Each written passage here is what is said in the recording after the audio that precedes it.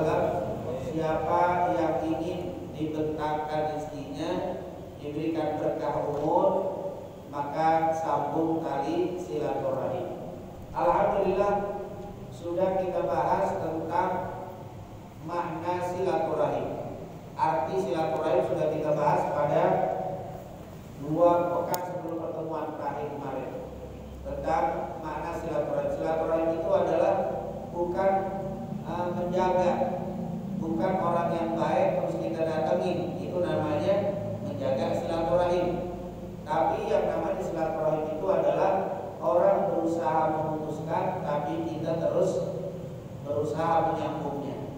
Dan pekan lalu juga kita sudah bahas yang arti silaturahim yang ditanyakan kepada Rasul, ya Rasulullah, saya sudah selalu berbuat baik sama saudara saya sudah selalu berusaha bersikap baik mendatangi, tapi saudara saya selalu memutuskan. Nah, ini tentunya makna silaturahim. Oleh karena itu silaturahimnya tidak kita bahas maknanya, tapi kita bahas tentang yaitu keberkahan. Kata-kata berkah di dalam rezeki dan berkah dalam umur, caranya silaturahim. Silaturahim sudah kita tahu. Lalu apa saja yang menyebabkan keberkahan di dalam umur dan di dalam rezeki?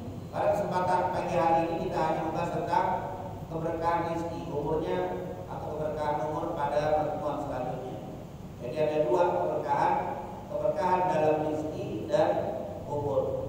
Di kesempatan pagi ini kita akan bahas tentang keberkahan rezeki. Dan insya Allah pada pertemuan selanjutnya keberkahan umur. Ini hadis 2 pertemuan karena sebenarnya ini hadis lebih panjang lagi. Tapi kita singkat dari penjelasan para ulama. Yang pertama, arti berkah. Secara bahasa, arti berkah itu adalah berkembang dan bertambah serta menimbulkan manfaat yang banyak. Itu namanya berkah. An-numu wa ziyadah, yaitu al-barakah.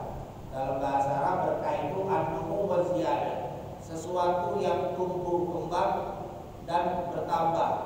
Maka kalau al-manfaat dan banyaknya manfaat, itu namanya berkah. Beda apa berkah? Kalau berkah apa berkah? Tentengan berkah yang lain. Kalau berkah dia nggak kembang tapi habis makan selesai. Tapi kalau barokah itu al-barakah. Jadi berkah itu ada. Kecuali aku mungkin pakai aliran Syiah nggak percaya ada berkah. Karena ada juga orang nggak percaya dengan berkah. Ada saudara kita nggak ada berkah itu salah. Berkah itu ada. Bahkan kita setiap hari disuruh saling berdoa biar dapat berkah. Assalamualaikum. Waalaikumsalam warahmatullahi wabarakatuh. Itu berkah. Itu ada. Kalau berkah, ya ada yang bilang dari birkah, beda. Berkah sama birkah. Birkah itu kamar mandi. Birkah kalau berkah kamar mandi akhirnya makan mandi.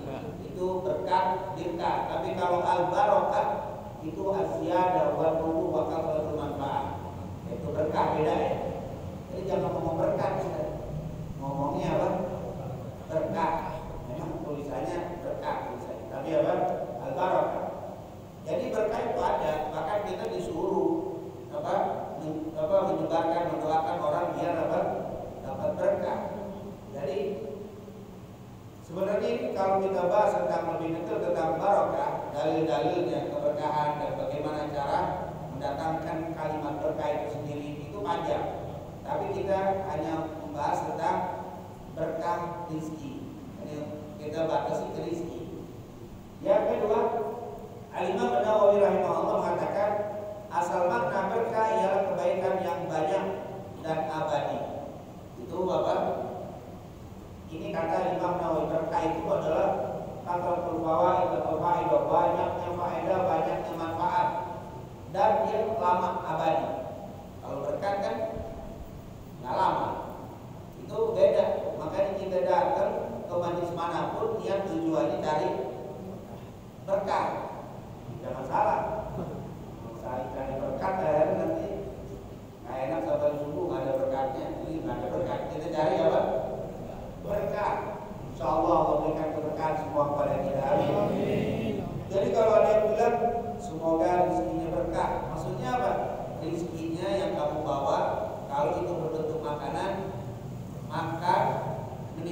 manfaat yang banyak, jadi timbul tenaga. Tenaga hanya dipakai ibadah. Itu namanya apa? Rizki yang berkah. Dimakan menimbulkan sehat. Itu namanya berkah. Tapi kalau nggak berkah, makan mules, sakit, kalaupun ada tenaga untuk maksiat, berarti itu nggak berkah. Kan suka orang sering bilang biar dapat rezekinya dikit tapi berkah. Itu maksudnya apa? Sedikit nilainya, bentuknya dikit, cuman sekian ribu, cuman sekian perak. Tapi ketika menimbulkan manfaat itu menjadi apa? Berkah. Dapat uang triliunan, tapi menimbulkan manfaat enggak? Dia pakai itu uang, tenaganya yang timbul maksiat. Dia makan itu uang, menimbulkan berbagai macam penyakit. Dikasih ke anak, anaknya maksiat. Dikasih istri, istrinya selingkuh. Itu rezekinya nggak berkah itu namanya. Jadi apa? Berkah itu menimbulkan manfaat yang banyak. Sementara hilang keberkahan itu berarti tidak membawa manfaat sama sekali. Nanti kita lihat umurnya berkah, berarti umurnya nggak banyak, tapi dalam waktu sekian tahun umurnya hanya 30, tapi menimbulkan manfaat yang sangat banyak untuk dirinya, untuk lingkungannya, dan seterusnya. Ada orang umur 100 tapi nggak ada manfaatnya, nggak nimbulin manfaat untuk diri, apalagi orang lain, maksiat dulu. Itu namanya umur yang tidak berkah. Itu kata-kata berkah ya. Berkah itu nilainya sedikit tetapi manfaatnya apa? Apalagi udah nilainya banyak berkah. Wah, itu luar biasa. Kan itu kayak begitu. Doain yang dikit atau banyak tapi berkah. Banyak tapi berkah lagi. Sebenarnya bukan begitu. Kalau dikit pakai tapi. Walaupun sedikit insya Allah tapi berkah. Tapi kalau banyak dan berkah itu. Jadi insya Allah berikan kepada kita rezeki dan umur dan berkah. Amin ya rabbal. Ini makna berkah ya. Jadi berkah itu kita tahu kata-kata berkah. Jangan sampai kata-kata berkah kita tidak tahu. Nah ini kata, dan tentunya berkah itu datangnya dari Allah.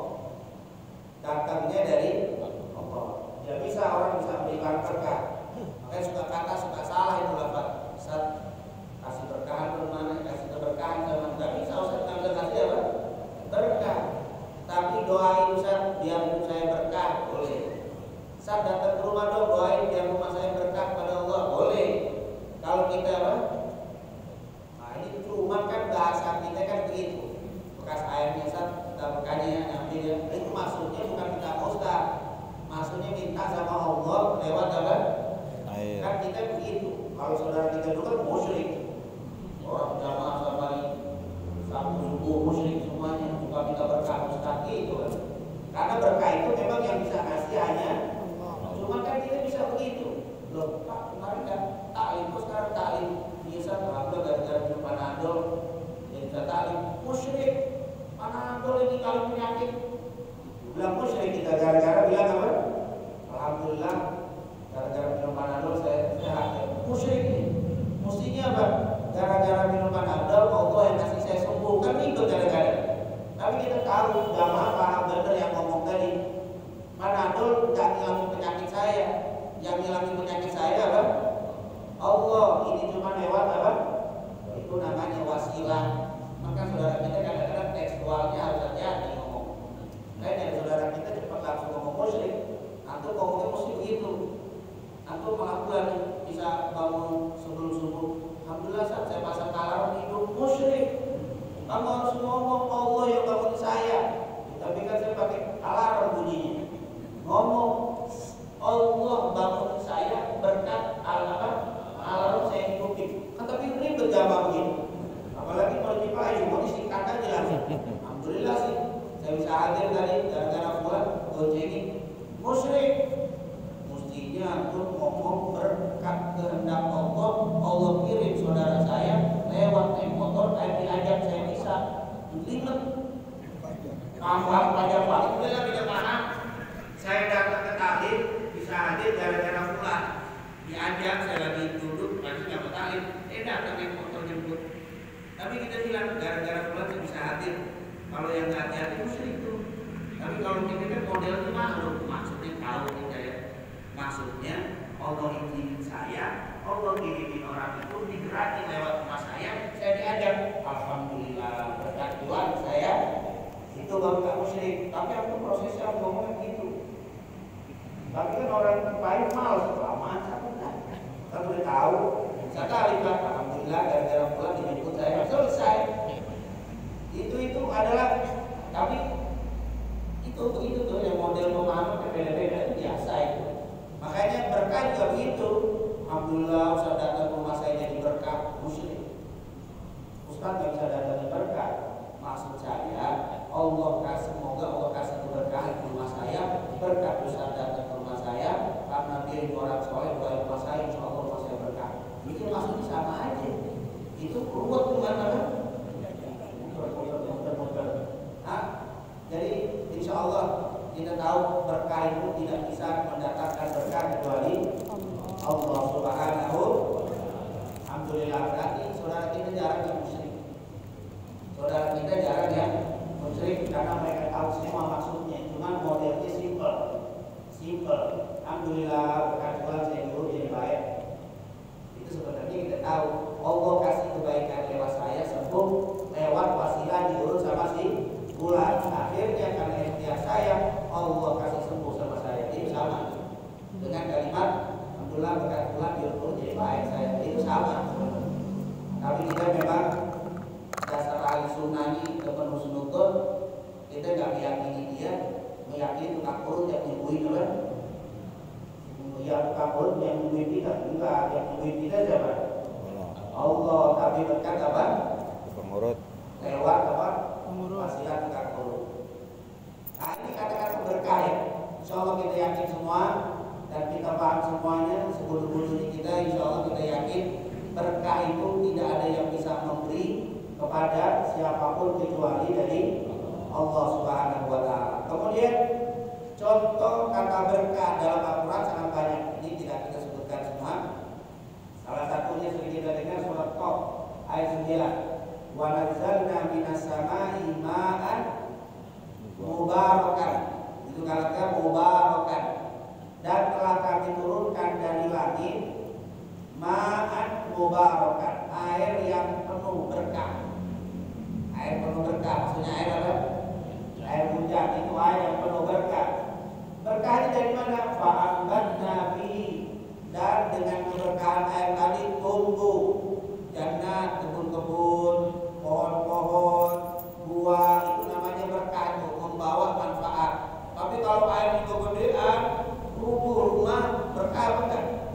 Enggak, itu air hujan barat. Nah itu menjadi musibah. Tapi yang berkah itu angkat nabi jannah, itu ditumbuhkan pepohonan kebun-kebun jadi indah, rumput, itu namanya berkah. Membawa kebaikan, membawa manfaat, itu namanya ma'an mubarakan. Kita minum air putih, jadi sehat, itu air berkah. Minum air putih, kalau dia mules sakit, berarti enggak. Maka kita minta selalu Allah berikan rezeki yang berkah. Ini tentunya disebutkan situ. Dan kami turunkan dari langit air yang diberikan, yang diberkahi, mubarakan, banyak membawa manfaat. Di antaranya kami tumbuhkan dengan air itu taman-taman, biji-bijian tanaman yang indah, pohon kurma yang dan seterusnya. Itu namanya air berkah. Nimbulin apa? Manfaat yang banyak. Itu ma'an mubarakan. Insya Allah apa yang kita lakukan ini betul-betul menimbulkan keberkahan. Tidak menimbulkan manfaat, tidak menimbulkan kita. Amin ya Rabbal. Kemudian ada juga di dalam haji. Tentunya sangat banyak, ini kita cuma satu-satu karena memang waktu yang sangat terbatas. Cerita dari Urwah bin Abi Zaid Al-Barqi, yaitu Urwah bin Abi Zaid Al-Barqi. Dafa ilayya Rasulullah dinaran li ashtariya lahu syat. Dulu Nabi pernah ngasih saya 1 dinar, uang 1 dinar. Kata Zaid, Rasulullah ngasih 1 dinar untuk apa? Li ashtariya lahu syat, supaya saya membeli dengan 1 dinar tadi 1 ekor kambing. Jadi 1 dinar itu di zaman Nabi 1 ekor kambing harganya. Sekarang dinar berapa? Semestinya sama, bisa beli 1 ekor kambing. 4 juta bisa beli seekor kambing. Memang dinar itu zaman Nabi sampai sekarang nggak berubah karena dia emas. Kalau rupiah nggak bisa. Dulu 100.000 bisa beli apa? Sekarang 100.000 bisa beli siuduk 5 bungkus. Zaman dulu bisa beli tanah. Beda berubah. Tapi kalau dinar enggak. Dikasih saya 1 dinar untuk bisa ekor kambing. Fasyaraitu lahu syarain. Lalu aku beri dengan 1 ekor kambing, 1 dinar itu bisa 2 ekor kambing. Ini hebat sekali ini siapa? Si Urwah bisa beli 2 ekor kambing. Wabitu ihdahuma bidinari. Yang satu lagi saya jual dengan 1 dinar. Gimana ceritanya? Detailnya hadir. Ini Urwah bawa di duit 1 dinar ke pasar. Dilihat kambing, wah ini bagus nih kambing. Ditawar, 1 dinar harganya. Padahal harganya bagus. Dibeli 1 dinar, dibawa ke kambing. Pas lagi di jalan ketemu orang, ini berapa jual kambing bagus? Kenapa mau beli 2 dinar? Boleh dibeli 2 dinar. Jadi dari beli 1 dapat 2 dinar. Akhirnya beli lagi 1 ekor kambing. Dibawa pulang 1 dinar masih utuh, 1 lagi bawa. Dalam riwayat yang lain, dia pergi ke pasar, dia lihat kambing-kambing ini pintar, ditawar itu kambing dapat 1 dinar. Dari duit 1 dinar dapat 2 kambing, dibawa pulang. Di tengah jalan ada yang beli 1 ekor kambing 1 dinar, dijual. Akhirnya 1 dinar dibawa pulang, 1 dinar berbentuk kambing. Pulang di rumah Ibn Zaid al-Barqi. Wajitu bisyati wa dinar. Saya datang menemui Nabi dengan membawa 1 ekor kambing dan 1 dinar. Ila Nabi SAW. Maka paralahu maka Nabi Amri. Kata Rasul, kok bisa dapat 2? 1 kambing masih ada, 1 dinar masih ada. Diceritai, ya Rasul saya nawar dengan 1 dinar ini dapat 2 ekor kambing. Dan di tengah jalan ada yang beli, maka saya jual 1. Maka ini uang dinarnya dan ini kambing. Dan kali dia beli yang bagus 1 dinar, di tengah jalan dibeli 2 dinar, lalu saya beli lagi 1, dapat intinya di dinar. Apa kata Rasulullah SAW? Faqala lahu barakallahu laka. Lihat, barakallahu laka. Sungguh Allah memberikan keberkahan kepada kamu. Itu berkah. Mestinya dapat 1, dapat 2. Itu namanya berkah. Dia mesti 1 dinar, asli cuma 1, dapat 1 ekor kambing. Dia dapatnya apa? 2. Sedikit tapi nimbulin apa? Manfaat yang banyak. Barakallahu lak fi safati yamini, yaitu di gerakan tanganmu. Nanti di hadis yang lain, wallahi Urwah, seandainya kau ambil batu, kau bawa ke pasar jadi duit. Tangannya Urwah itu tangan berkah. Kalau orang sekarang kalau jual tanah laku dulu, tangannya dingin. Tangan itu cepat kalau dia pegang itu. Ini tangan itu jual gak laku, dia jual laku aja. Tangannya itu bisa, itu ada tuh tangan berkah gitu. Nah ini kata Urwah dan dia Al-Barqi kata Rasul, batu aja dibawa, dapat duitnya dengan apa? Dengan batunya, dengan keberkahan apa yang Allah jadikan. Ada orang bikin usaha sukses dulu, ada yang 1 gagal mulu. Bisa. Memang dia lain itu tangan. Ini adalah apa? Keberkahan. Dan ini dinyatakan di dalam hadis riwayat Imam Bukhari dan Muslim. Jadi dia selalu dikasih keberkahan oleh Allah dari tangannya tadi. Di dalam riwayat yang lain, sungguh Zaid Urwah Ibn Zaid al-Barqi, dia buka tanah di tengah padang pasir, batu dibuka, mesti ada duit begini. Dengan mudahnya apa? Keberkahan yang Allah kasih. Nah itu artinya yang ingin saya garis bawahi, 1 dinar yang mestinya dapat 1 ekor malah dapat apa? 2. Ini berkah. Kalimat apa? Berkah. Subhanallah, ini tentunya kata-kata berkah di dalam Al-Quran, ma'an mubarakan, kata-kata berkah di dalam hadis Nabi Muhammad SAW. Oleh karena itu nanti begitu banyak penjelasan para ulama makna dan contoh-contoh dari kata-kata berkah. Ini kita bahas karena memang ini urusan silaturahim, berkahnya di dalam bab urusan rezeki dan kubur. Oleh karena itu kita fokus Keberkahan yang kita cari, Al-Imam Ibnu Qayyim pernah berkata, tidaklah kelapangan rezeki dan amalan diukur dengan jumlah banyaknya. Tidaklah panjang umur dilihat dari bulan dan tahunnya yang berjumlah banyak. Akan tetapi kelapangan rezeki dan umur diukur dengan keberkahannya. Jadi rezeki itu yang hebat, yang bikin nikmat itu bukan banyaknya.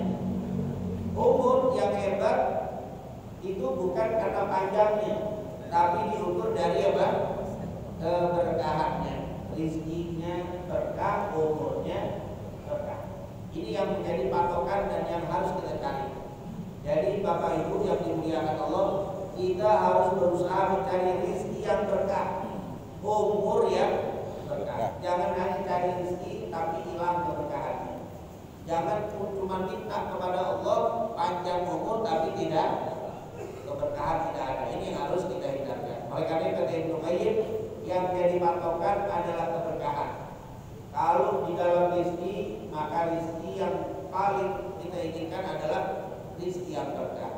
Kalau di dalam umur, yang kita cari adalah umur yang berkah. Lalu bagaimana caranya biar rezeki kita berkah, biar umur kita berkah? Pertemuan ini hanya satu dan itu pun panjangan sebenarnya. Makanya saya kebut hal-hal yang mendatangkan keberkahan di dalam rezeki, yang berkah rezeki kita. Ini tentunya saya tidak detilkan karena terlalu banyak materinya, kita singkat saja. Ada beberapa hal yang menyebabkan berkah rezeki, yaitu keberkahan rezeki. Nanti pada pertemuan selanjutnya baru berkah umur. Secara garis besarnya, keberkahan rezeki itu terletak pada keimanan dan amal soleh. Secara umum, Bapak Ibu kalau mau berkah rezekinya banyak beramal soleh, itu secara umum. Jadi ada yang secara umum, ada yang secara khusus. Secara umumnya berbuatlah semaksimal mungkin amal soleh, takwa kepada Allah. Ketakwaan kepada Allah membawa keberkahan rezeki. Berdasarkan firman Allah, "Lau anna ahlal qura amanu wattaqau." Seandainya penduduk bumi itu beriman dan bertakwa, la fatahna alaihim barokat. Itu barokat, bukan barokat tapi apa? Barokat. Seandainya penduduk bumi, satu kampung, satu gang, satu rumah tangga beriman dan bertakwa kepada Allah, la fatahna alaihim, pasti kami akan buka untuk mereka barokat. Itu kalimat barokat itu artinya banyak, bukan berkah. Kami akan bukakan keberkahan-keberkahan. Dari mana? Minas sama, dari langit, wal ard, dan dari bumi. Semua dimanapun dia berada, Allah akan berikan keberkahan. Allah ini luar biasa. Itu kalau bahasa kita kan sering, di mana langit di dinding, bumi dipijak. Di mana langit dinding, bumi dipijak, dimanapun bagimu berkah. Kalau kamu amanu wattaqau, beriman dan bertakwa. Ini adalah kunci secara umum tentang apa? Keberkahan. Walakin kadzabu, tapi kalau mereka tidak beriman dan tidak bertakwa, fa akhadnahum bima kanu yaksibun, tentunya akan dicabut keberkahan tadi. Kerja juga kerja yang sibuk, mereka bekerja tetapi pekerjaan mereka hilang keberkahannya. Mereka berusaha tapi hilang keberkahannya. Kenapa? Karena tidak beriman dan tidak bertakwa kepada Allah. Jadi jangan iri sama orang yang kaya raya tapi tidak beriman dan tidak bertakwa. Dia banyak tapi kagak ada berkah. Jangan iri sama orang yang panjang umur tapi tidak dipakai iman dan takwa. Mereka panjang umur tidak bertakwa dan tidak beriman, tidak ada keberkahan. Nah inilah yang dikatakan secara umum. Jadi kalau mau berkah rezeki secara umum, beriman dan bertakwa, yaitu ini adalah kunci daripada berkah. Ini disebutkan dalam surat Al-A'raf ayat 96, ada kalimat la fatahna alaihim barokat, yaitu keberkahan akan dibuka bagi orang yang beriman dan bertakwa. Kemudian tentunya secara juga amal soleh, yaitu kalau kamu beramal soleh akan diberikan buka. Amal soleh sama. Ini adalah secara umum.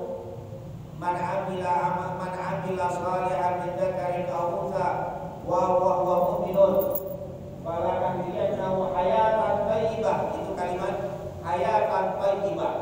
Itu hayatan thayyibah, ini thayyibah juga berkah. Berkah itu nanti bisa disebut thayyibah. Kan siapa yang beramal saleh dari kaum laki-laki dan perempuan dan dia beriman kepada Allah, pasti itu katanya, pasti kami akan berikan kepadanya kehidupan yang penuh berkah. Hayatan thayyibah. Kami pasti berikan kepadanya kehidupan yang penuh berkah. Walau dikatakan walan najziyannahum ajrahum bil husni bi ahsani ma kanu ya'malun. Walan najziyannahum, dan pasti kami akan balas, pasti kami akan berikan ganjaran kepada mereka bi ahsani ma kanu ya'malun, dengan yang lebih baik dari apa yang mereka lakukan. Intinya di situ beramal soleh, iman dan takwa itu umum. Jadi itu adalah amalan-amalan secara umum. Nah, kita ingin membahas tentang yang khusus. Adapun secara khusus ada beberapa ibadah yang disebutkan oleh Allah dan Rasulnya yang menjadi pembuka keberkahan rezeki bagi seorang hamba. Kalau tadi kan umumnya amal soleh, ini amal soleh, senyum amal soleh, zikir amal soleh, sholat amal soleh, itu umum. Begitu juga iman, wattaqau, iman dan bertakwa umum. Nah, yang khusus apa saja? Nah, yang khusus ini banyak banget ini. Apa amalan-amalan secara khusus yang bisa menjadi pembuka pintu keberkahan di dalam rezeki. Yang pertama tadi pasti apa? Fal yasil rahimah, sambung tali silaturahmi. Itu jelas. Makanya ini kita ini kalau lagi taklim Sabtu seperti ini niatkan untuk silaturahim. Jadi memang untuk ngaji, memang untuk memakmurkan rumah Allah, tapi jangan lupa salah satu niat-niat baik, tanamkan yang satu apa? Silaturahim. Ini adalah menjadi keberkahan di dalam rezeki. Nanti keberkahan umur juga. Keberkahan umur itu nanti beda dengan keberkahan rezeki. Keberkahan umur nanti sehat, itu berkah umur. Panjang umur itu umurnya membawa manfaat, itu makanya kalau lagi silaturahim ini niatkan untuk berkah umur, berkah rezeki. Ini insya Allah jadi obat. Ini kita tadi subuh meriang-meriang dikit, niat kita silaturahim, insya Allah jadi sehat. Tapi kalau udah meriang banyak jangan, apalagi pagi seluruh orang pada takut. Jadi kalau lagi apa perempuan jangan datang dan insya Allah dapat pahalanya. Tapi kalau cuma apa meriang karena di bawah malas, nggak ada itu. Karena emang lagi malas, kayaknya nggak datang. Mana yang padahal nggak apa-apa, cuma karena bawaan malas. Nah ini kalau kita niatkan silaturahim akan jadi obat. Nanti kita akan bahas secara khusus berkah rezeki, berkah umur. Kalau ini baru berkah apa? Berkah rezeki. Yang pertama tentunya menjaga sholat 5 waktu, terutama sholat Jumat. Di Jumat nih, kalau kita tinggalin sholat Jumat, dari rezeki hilang sudah berkahnya. Ini karena secara khusus Allah katakan ya ayyuhalladzina amanu idza nudiya lis-shalah min yaumil jumu'ah fas'au ila dzikrillah wa dzarul bai'a dzalikum khairul lakum in kuntum ta'lamun. Dzalikum khairul lakum. Ya orang yang beriman, jika dipanggil diserukan suara azan di hari Jumat, fas'au ila dzikrillah, segeralah kalian mengingat Allah, dirikan sholat, tinggalkan wadarul bai', tinggalkan berbagai macam jual beli. Di sini lafadznya jual beli karena zaman dulu rata-rata pedagang, rata-rata belum ada zaman Nabi pegawai, belum ada. Nggak ada pegawai yang gajinya bulanan kelihatan apa? Tidak ada zaman Rasul. Baru ada kata para ulama di zaman Umar bin Khattab. Umar bin Khattab mulai gaji itu. Tentara dulu bebas, nggak ada yang dapat gaji. Nah itu perang bersama Nabi ada. Di zaman Umar bin Khattab baru dibikin apa? Gaji. Gara-gara waktu itu menjadi tentara yang menjaga perbatasan. Mereka nggak pulang. Nah itu digaji sama Umar bin Khattab. Jadi kepegawaian itu baru ada di masa Umar bin Khattab mulai menetapkan gaji. Sebelum itu tidak ada. Semua rata-rata pedagang. Tapi kita jangan tekstual. Oh berarti ini ayat ngurus pedagang, ngurus pedagang. Jadi kalau lagi ngetik ada azan biarin aja kan di situ baik. Jual beli. Nah saya kan nggak jual beli, saya cuma apa? Karyawan terus. Emang teks banget ngajinya, tekstual banget. Ayat itu kan lebih baik. Memang zaman dulu rata-rata apa? Di sini maksudnya transaksi kerjaan yang berkaitan dengan apa, kerjaan mau jaga toko, dagang, kerja, nyapu, bersihin rumput, pokoknya apapun aktivitas, maka fas'au ila dzikrillah, maka tinggalkan segala apa untuk yang jadi masalah. Suka nanya tukang parkir, saya lagi parkirin ada. Kalau saya sholat berantakan. Nah kalau saya parkir apakah kena ayat ini? Bingung kita. Gimana kira-kira? Apa ditinggalin semuanya? Datang kok. Ya apa banyak datang. Berantakan dari gua kan. Nah ini tentunya nanti babnya lain. Karena dia juga sebenarnya kalau parkir ke masjid udah apa? Oh ini udah Jumatan, udah datang. Berarti dia pas awil lagi juga. Cuma tugasnya apa? Beda dia tugasnya. Nah intinya fas'au ila dzikrillah, artinya ayo jangan tinggalkan apa? Sholat Jumat bersama. Karena ini adalah kenapa kata Allah dzalikum khairul lakum in kuntum ta'lamun. Yang demikian itu lebih baik untuk kalian jika kalian tahu. Maksudnya lebih berkah, lebih manfaat. Ini lagi tender, dagangan saya lagi ada nawar nih, tanah lagi ada nawar. Mulai gede lagi til azan Pak, kemudian sholat bentar. Kalau gitu kan saya akan digarap ini lagi apa? Apa kata Allah, kalau kau tinggalkan sholat lebih baik untuk lebih baik boleh jadi. Kalau tidak jadi nanti ada yang lebih mahal lebih daripada itu. Ada yang mengatakan lebih baik kalau kita batalkan, bukan dibatalkan, ditunda, kita sholat dulu, lanjutkan lagi, maka itu akan lebih berkah harta yang kau dapat dibanding kita terus Jumat udah ngomong terus kita transaksi, akhirnya tinggalin Jumat hilang harganya, hilang tuh berkahnya. Uang yang miliaran itu hilang berkah gara-gara ninggalin apa? Jumat. Emang kelihatan gede tapi enggak, itu lebih buruk untuk kalian kalau meninggalkan dari khairul lakum. Nah, ini memang tantangan kita apa? Ini janjian soalnya di mau janjian jam 11:30 mau Jumat. Tapi dia ternyata yang beli non muslim, bisanya jam segitu, jam istirahat jam 12. Nah, kalau kita mau berkah, kalau mau ketemu jam 1 setelah Jumat. Wah, kalau Jumat salah satu saya mau harus pergi keluar kota atau keluar negeri, nggak apa-apa deh keluar negeri deh. Ntar yang lain insya Allah ada. Ini bakal dari khairul lakum, pasti dapat yang lebih baik.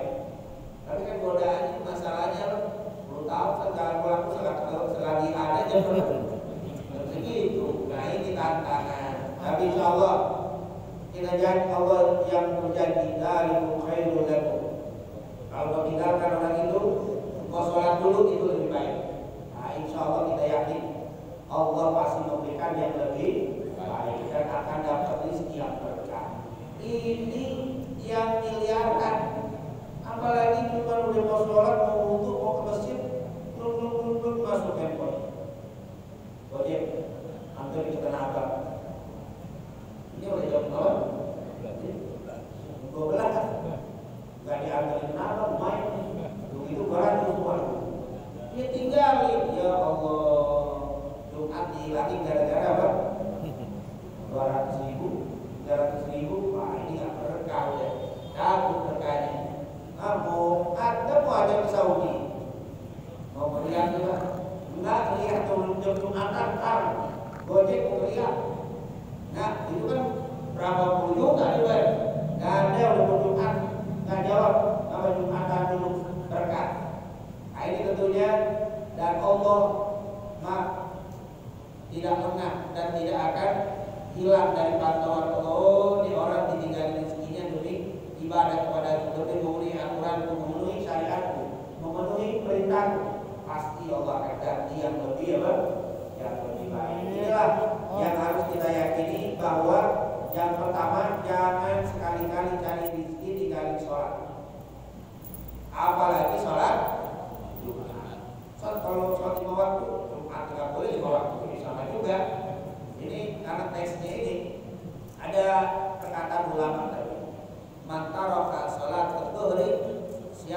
yang meninggalkan sholat zuhur saat mencari rezeki, apa dibilang?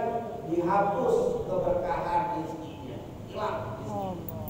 Waktu kerja seharian, sholat subuh, sholat asar, sholat maghrib, tapi waktu zuhurnya nggak sholat karena rezeki, hilang rezeki berkah.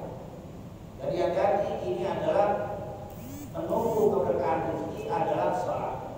Ini dijaga sholat dalam mencari rezeki. Segeri apapun tender, ingat kalau sudah sholat jangan ditinggalkan. Yang kedua yaitu memperbanyak istighfar. Ini memperbanyak istighfar itu mendatangkan keberkahan di dalam rezeki. Ini tentunya di surat Nuh.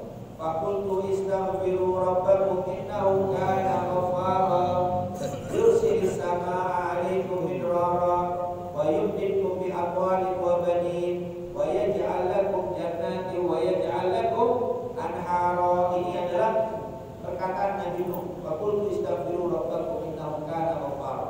Ayo banyakin baca istighfar. Astagfirullah, astagfirullah. Kenapa? Innahu kana ghaffara.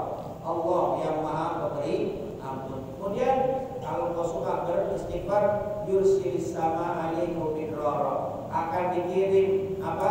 Hujan yang lebat dan manfaat. Berkah itu air. Ini kalau kita banyak istighfar, kenapa disuruh banyak istighfar? Kenapa nggak disuruh jaga dosa? Iya. Pertama kita diperintahkan untuk meninggalkan berbagai macam maksiat. Tapi kalau terpeleset, jangan lupa banyakin apa? Istighfar. Itu kalau orang banyak istighfar, apalagi sekampung, ahli Cilangkap, ahli istighfar, oh balak jauh, bencana jauh. Kan sudah Allah bilang, wa ma kana Allahu liyu'adzibahum wa anta fihim, wa ma kana Allahu mu'adzibahum wa hum yastaghfirun. Sekali-kali Allah tidak akan mengadab mereka kalau di situ ada Nabi Muhammad. Dan sekali-kali mereka tidak akan diadab kalau mereka selalu beristighfar. Jadi balak jauh, justru rezeki akan menjadi berkah. Jadi inilah istighfar. Apalagi maaf kerja di masa sekarang, kalau dihitung syubhatnya banyak apa dikit. Kalau haram kelihatan dia ketika mau, tapi kalau syubhat, ya Allah, banyak syubhatnya. Maka di situ harus banyak istighfar. Kalau kurang istighfar, rezeki yang kita dapat itu khawatir kurang berkah. Kalau mencuri udah jelas, mencuri mau istighfar juga akan diterima. Kita kerja disuruh istighfar, karena dalam pekerjaan kita terutama di masa-masa akhir zaman itu pasti banyak syubhatnya, banyak syubhat. Nah ini tentunya harus kita banyak beristighfar. Dari mana syubhatnya? Kalau haram jelas, mungkin bisa kita tahu ini haram. Kan hadis pernah bilang, innal halala bayyinun wa innal harama bayyinun wa bainahuma umur mustabihat. Yang halal jelas, yang haram jelas. Antara yang halal dan haram ini yang susah. Mustabihat, subhan, dan itu banyak di zaman kita. Banyak sekali, makanya disuruh berbanyak apa? Istighfar. Biar berkah rezeki kita, banyak istighfar. Nah ini tentunya bahkan di ayat ini surat Nuh ini, faqultu istaghfiru rabbakum innahu kana ghaffara yursilis samaa'a 'alaikum midrara wa yumdidkum bi amwalin wa banin, akan dibentangkan untukmu rezeki. Wa yumdidkum bi amwal, harta akan dikasih sama Allah, wa banin, dan juga anak-anak turunan. Berkah dikasih rezeki, berkah keluarga dengan banyak istighfar. Makanya Nabi itu demen banget dengan istighfar. Bukan Nabi banyak dosa, Nabi kan dosanya masuk. Tapi waladzi nafsu Muhammadin biyadihi la astaghfirullah beliau walaila 70 marrah wa riwayah fi amar 100 atau 70 kali, tak pernah kurang Nabi Muhammad. Kenapa Nabi beristighfar? Itu dia, karena fungsi istighfar itu menumbuhkan keberkahan di dalam rezeki, keberkahan di dalam rumah tangga. Maka banyak istighfar. Ini adalah kunci keberkahan di dalam rezeki kita. Nah, di dalam Al-Quran jangan kita tinggalkan ini banyak istighfar. Ini adalah Al-Quran Al-Karim. Tentunya nanti kalau hadis juga banyak ya. Man lazimal istighfar ja'alallahu min kulli dhikin makhraja wa min kulli hammin faraja wa razaqahu min haitsu la yahtasib. Hadis Ibnu Abbas dari Imam Ahmad dengan sanad yang hasan. Siapa yang melazimkan istighfar, niscaya Allah akan keluarkan dari kegundahan hati, permasalahan hidup, dan diberikan rezeki tanpa diduga. Hadisnya ada yang mengatakan man lazima istighfar. Ada yang lain man aktsara min istighfar. Siapa yang banyak membaca istighfar, kegundahan hati dihilangkan, permasalahan hidup rumah tangga dicabut, dan diberikan rezeki tanpa diduga. Istighfar dari kunci istighfar. Jadi kalau kita bahas surat Nuh ayat 10 ini kan, itu banyak para ulama. Hasan al-Basri misalkan, Abdullah ibn Mubarak, itu kalau ada orang datang minta didoain, Syekh saya ini kerja kok gagal mulu, rezeki kurang, selalu kekurangan rezeki, kasih amalan disuruh apa? Istighfar, banyak istighfar. Ada orang datang lagi, Syekh saya sudah nikah lama gak punya keturunan, saya pengen Allah kasih keturunan, apa amalan? Banyak istighfar. Ya Syekh, ini kampung saya ini ya Allah banyak musibah, gagal panen, pacet kekeringan, dan berbagai macam musibah banyak menimpa kami. Amalannya istighfar, istighfar terus.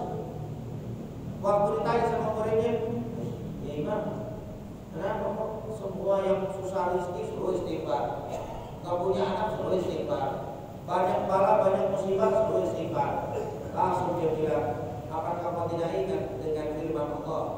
Perkataan Nabi Nuh, "Faqultu istaghfiru rabbakum innahu kana ghaffara yursilis sama 'alaikum midrara wa yumdidukum bi amwalin wa banin wa yaj'al lakum jannatin wa yaj'al lakum anhara." Ini Al-Qur'an langsung turun. Makanya biar berkah umur, berkah rezeki, banyakin istighfar. Kemudian banyak berzikir secara umum, banyak zikir. Dalil dari mana? Dalam surat Al-Jumu'ah lagi lanjutannya. Faida qudiyatis shalah fantashiru fil ardi wabtaghu min fadlillah wadhkurullaha katsiran la'allakum tuflihun. Faida qudiyatis shalah, kalau kamu sudah selesai sholat, sudah sholat Jumat, sudah sholat subuh, fantashiru fil ardi, menyebarlah di atas muka bumi. Ngapain? Wabtaghu min fadlillah, cari karunia Allah, maksud cari rezeki. Dagang lagi deh.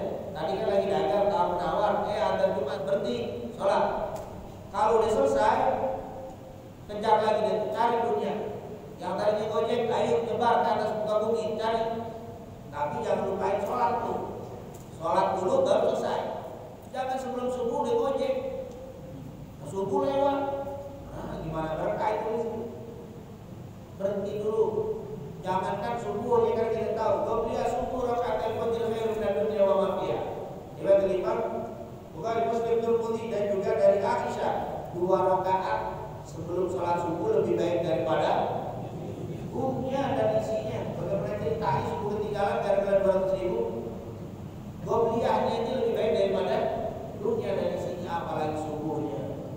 Makanya di sini kalau sudah selesai sholat, cari rezeki. Ini menunjukkan kita disuruh kerja, disuruh ikhtiar. Fantashiru fil ardh. Terus apa yang dicari? Allah nggak bilang carilah harta, tidak. Wabtaghu min fadlillah. Lihat, carilah karunia Allah. Harta disebut fadlullah. Harta jangan dibilang harta itu fitnah.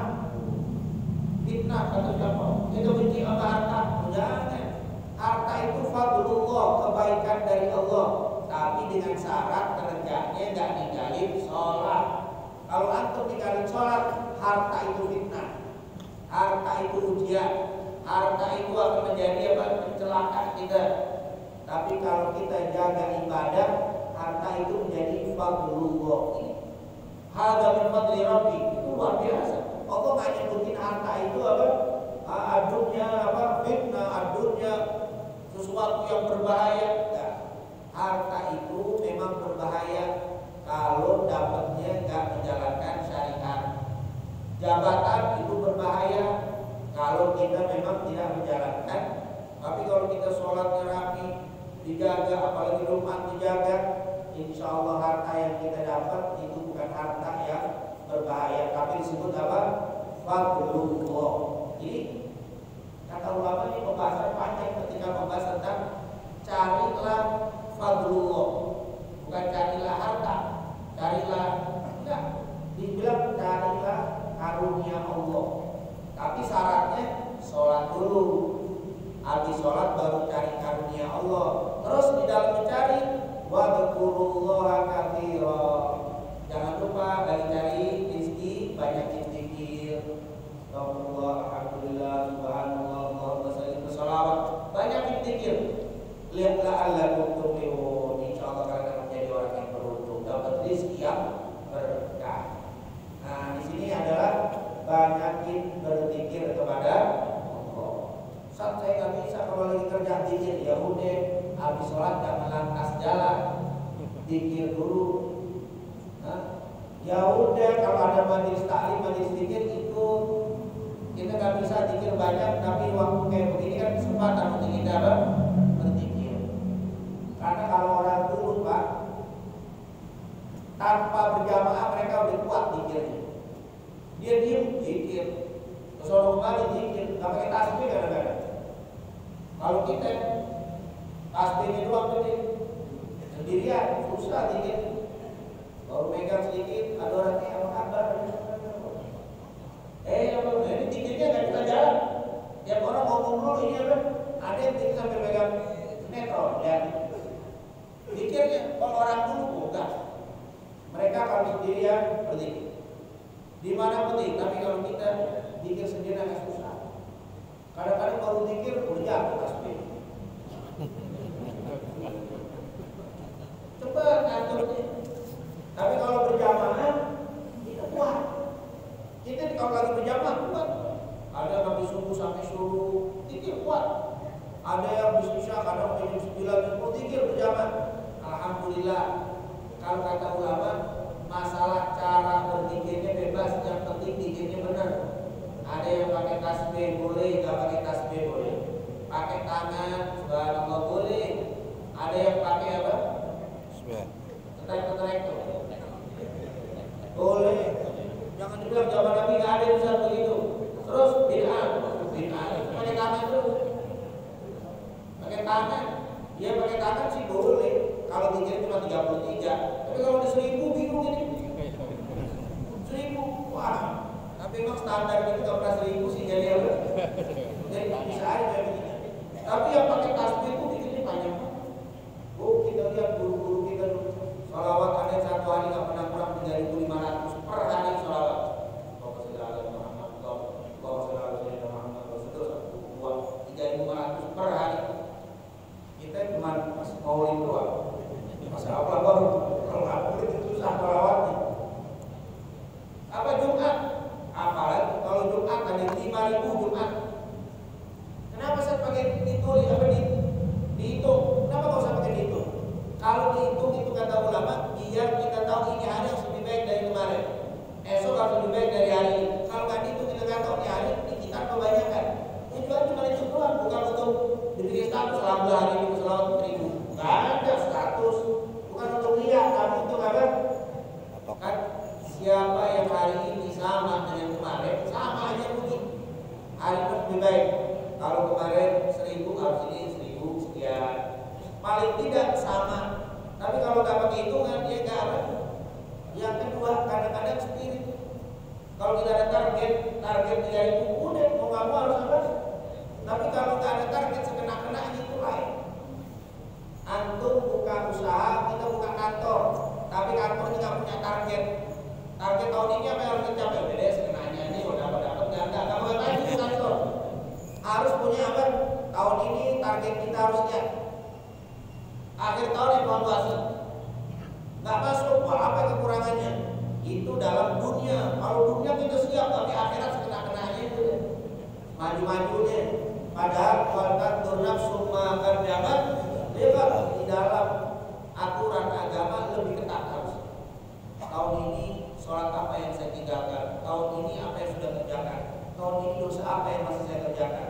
Tahun ini dosa apa yang sudah saya tinggalkan? Itu harus ada perubahan. Itu tidak akan terjadi tanpa apa? Planning seperti itu. Itu dianjurkan dalam Islam. Jadi kita kata Imam Ghazali, jangan Anda dalam urusan dunia begitu ketat, membuat perencanaan yang hebat, target yang hebat, tapi urusan agama kan berjalan seenak-enaknya tanpa ada planning, tidak ada umur segini apa yang harus saya capai. Makanya kan di dalam penjelasan ulama, ya abna al-arba'in, wahai orang-orang yang berumur 40, dia bilang apa? Zarun dana haswadi. Kalau riwayat yang lain, ya abna al-khamsin, zarun dana haswadi. Wahai orang-orang yang sudah berusia 50 tahun, tanaman yang kau tanam dikit lagi panen. Maksudnya amalmu yang sudah kamu lakukan dikit lagi tuh. Kamu harus lihat mau nanam apa. 50 harus pikir tuh nanam apa. Amal apa yang sudah kita kerjain, apa yang belum. Jangan 50 kayak anak muda, jangan dulu saya juga ada tuh. Lihat dulu nih apa yang sudah saya kerjain, ibadah-ibadah apa yang saya tinggalkan. Karena sebentar lagi panen. Ya abna as-siddiq, uddu anfusakum fil mauta. Orang-orang yang umur 60, masukkan dirimu bagian dari orang yang sudah meninggal dunia. Artinya akhirat, sudah akhirat 60, udah akhirat. Bahkan kata Sufyan Ats-Tsauri, khudh li anfusikum atau khudh kafanan li anfusikum. Ambillah kain kafan untuk diri-diri kalian. 60 jadi yang pakai kafan atau lemari. Kalau bukan lemari ya pakaian saya. Itu apa?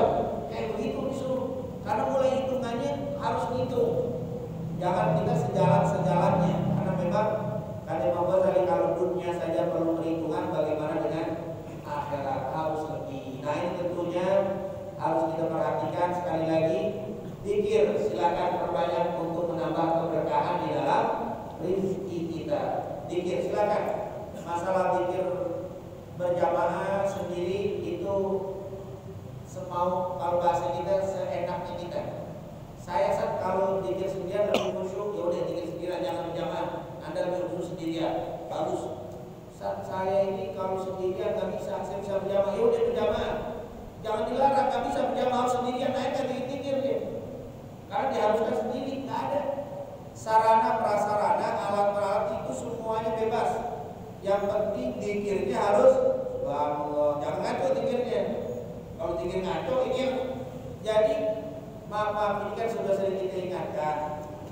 Ibadah itu ada yang sudah ditentukan waktu, tempat, dan tata cara. Ada ibadah yang ditentukan waktu dan tata cara.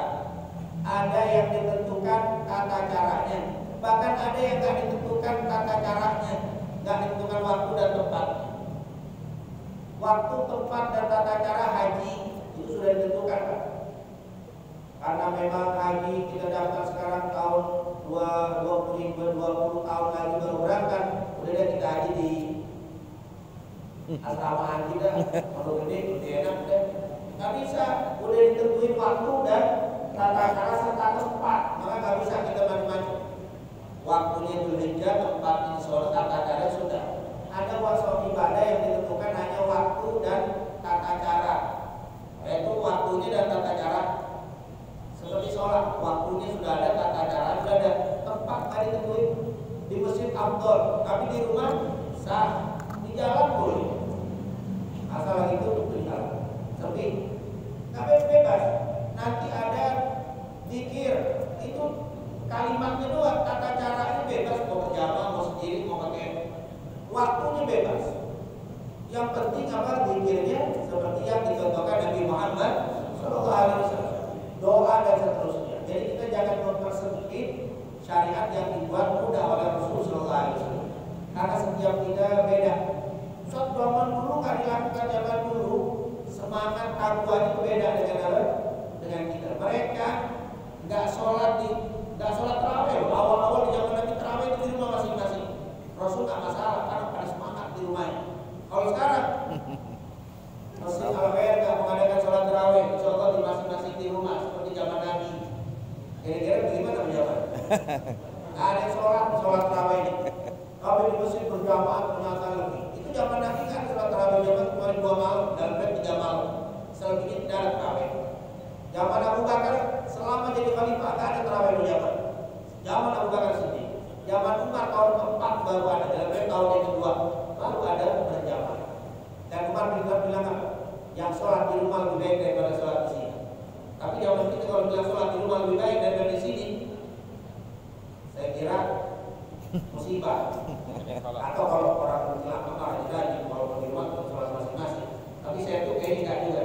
Ini harus apa? Harus kita jaga. Nah ini mungkin yang kita bahas dan insya Allah kita akan lanjutkan permasalahan amalan yang menyebabkan berkah rezeki. Yang lain ambil satu lagi, doa. Banyak berdoa mohon kepada Allah agar diberikan rezeki yang halal dan berkah. Nabi sering berdoa, doa salah satunya ini banyak doa yang hanya contoh saja. Riwayat Ummu Salamah, Rasulullah SAW kalau habis sholat, karena Nabi SAW karena yaqul, Rasulullah SAW dulu selalu membaca idza shalat subuh. Kalau dia mendirikan sholat subuh, hina yusalli, ketika dia sudah membaca salam, assalamualaikum warahmatullahi wabarakatuh. Setelah selesai, dia suka baca Allahumma inni as'aluka ilman nafi'an wa rizqan thayyiban wa amalan mutakabbalan. Ini Imam Ahmad. Nanti ada wa amalan sholihan. Ada lagi wa amalan sholihan mutakabbalan. Ada riwayat wa amalan sholihan maqbulan. Intinya Rasulullah kalau habis sholat subuh suka membaca doa, ya Allah, sungguh aku minta kepada kamu ilmu yang manfaat dan rezeki thayyiban, itu rezeki yang mubarakah. Minta rezeki yang berkah. Dan ini menunjukkan juga doa habis sholat bukan hal yang dilarang. Nah, Rasulullah nggak ada doa habis sholat, yang ada zikir ada. Ini doa dibaca, kata sahabat Ummu Salamah, Nabi kalau habis sholat subuh baca doa. Emang Nabi itu jarang, Bapak Ibu yang dimuliakan Allah, Nabi jarang nyuruh, tapi banyakkan Nabi nyosoin. Makanya hadis qauliyah dan fi'liyah itu lebih banyak hadis fi'liyah, hadis perbuatan. Ini Nabi nggak bilang baca doa yang subuh Allah, enggak. Tapi dengar Nabi suka baca Allahumma inni as'aluka ilman nafi'an wa rizqan thayyiban wa amalan mutakabbalan. Ini menunjukkan ternyata boleh doa habis sholat. Doa habis sholat boleh, karena ada juga yang tidak bid'ah sholat doa habis sholat. Yang benar itu doanya di dalam sholat. Kalau habis sholat ibarat orang ketemu raja dia keluar dari istana baru minta. Dia lagi sholat itu ada Allah, disitulah doa. Habis keluar dari sholat berarti keluar dari istana. Ngapain doa setelah itu? Nah ini kalimat yang lain. Ini bagaimana? Yang maksudnya nggak boleh kurang bagus itu kalau habis assalamualaikum warahmatullahi wabarakatuh, Allahumma inni, nah itu kurang bagus. Riwayat yang kuat habis salam astagfirullah Allahumma anta salam tasbih takbir kuliah guru selesai doa apa-apa. Ada larangan berdoa. Nabi nggak pernah, kata siapa Nabi nggak pernah. Banyak doa-doa yang dibaca setelah sholat oleh Nabi Muhammad SAW. Pernah dia bilang kayak Abu Dhar, aku kasih tahu kepada Mu'adz bin Jabal, saya kasih tahu amalan kepada kamu. Jangan pernah kau tinggalkan habis sholat baca Allahumma a'inni ala dzikrika wa syukrika wa husni. Itu amalan. Jadi puasa baca doa boleh, tapi jamaahnya nggak boleh. Ini masya Allah. Kita belajar lagi deh. Insya Allah kita jaga persaudaraan kita. Kalau memang saya kurang ser itu doa berjamaah, nggak usah ngambil. Tapi jangan disalahin orang yang ngambil. Tapi juga jangan nyalain orang yang gua kabur dulu itu kenapa? Jangan mau dibiarin. Insya Allah dia juga doa, karena doa itu tidak harus berjamaah. Tapi berjamaah boleh apa tidak? Boleh. Itu aja.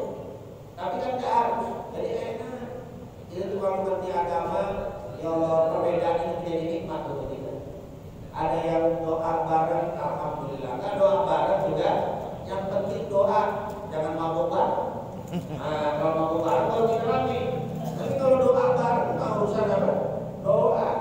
Jadi insya Allah itu adalah kebaikan. Atau di hadis lain Rasulullah pernah berdoa, pernah mengasih doanya. Di dalam Sunan Abu Dawud dengan sanad yang sedikit ada sedikit lemah. Diriwayatkan oleh Abu Sa'id Al-Khudri, dakhala Rasulullah dzata yaumin al-masjid. Rasulullah suatu hari pernah masuk ke masjid. Fa idza huwa bi rajulin minal ansar. Waktu Nabi masuk ke masjid ini ada orang Ansar. Ngapain? Yaitu yang suka dipanggil Abu Umamah. Ya Abu Umamah, ya Umamah, wahai Umamah. Kenapa kamu? Kata Rasulullah SAW. Mali araka jalisan fil masjid. Kenapa aku lihat kamu duduk di masjid? Fi ghairi waktu sholat. Ini bukan waktu sholat, waktu kerja. Jam 10 pagi duduk di masjid. Jam siang duduk di masjid, ngapain? Ini bukan waktu sholat. Kenapa nggak kerja? Kenapa duduk di masjid? Akhirnya Abu Umamah itu bilang apa? Humum, lazimat, humum, kegundahan, gundah, humum, galau, apa lagi? Apa? Uyang, betek. Nah, betek. Lagi betek ya Rasul. Humum, lazimat lagi. Terus menerus. Agak lepas nih ya kan? Uyang lu, betek lu, ya Rasul. Luas sumpah saya. Kenapa? Duyun, yaitu apa? Duyun ya Rasul, utang banyak ya Rasul. Jadi ternyata apa? Uyang kerja gagal mulu, usaha utang banyak lagi, bukan dek, duyun. Kalau dek sedikit, duyun. Lebih utang ya Rasul. Yang ketemu sama orang, lu uyang deh. Nah, ditagih mulu. Tuh WA buka aja, semuanya janji. Mana janji, ya Allah uyang deh. Utang ya Rasul, bikin saya pusing. Itu makanya ya Allah, yang paling punya kata ulama utang. Yang punya utang ya Allah, semoga kita dilepas dari utang. Amin. Rasulullah sangat banyak berdoa. Allahumma inni a'udzubika min ghalabatid dain wa ghahril rijal. Ya Allah, jangan sampai saya terlilit utang. Sampai Aisyah bilang, ya Rasulullah, alangkah seringnya sekali Anda minta berlindung dari lilitan utang. Kata Rasulullah, kalau kau kena lilitan utang, sudah kau akan banyak melakukan kebohongan, kau akan banyak melakukan kedustaan. Orang datang bilangin bapak kagak ada, bilang padahal udah diutang, dia bapak kagak ada, bohong dulu deh. Dan itu kata Rasulullah, utang ya Rasulullah terlalu banyak. Maka kata Nabi Muhammad, afala mu'allimuka kalaman, mau gak saya kasih ajaran, saya kasih doa. Idza anta qultahu, kalau kau baca doa, adhaballahu azza wa jalla hammak, Allah akan hilang itu kegundahan hatimu. Wa qada 'alaika dainak, utangmu bakal bayar. Itu doa dari Rasul. Kalau kau baca ini bukan orang sini. Kalau orang sini insyaallah kalian punya utang, insyaallah. Enggak ada yang lagi galau, insyaallah. Ini untuk orang lain. Dan kalau saya kasih orang sini, seakan-akan orang sini pada galau. Enggak, ini untuk orang lain. Kita kasih ini kepada saudara-saudara kita yang lagi apa? Lagi umum, yang lagi kelilit apa? Utang. Kata Rasul, akan kasih asal amalan doa. Kalau kau baca doa ini, Allah akan hilangkan hammak, yaitu kegundahan hatimu. Wa qada 'alaika dainak, utangmu akan dibayar oleh Allah.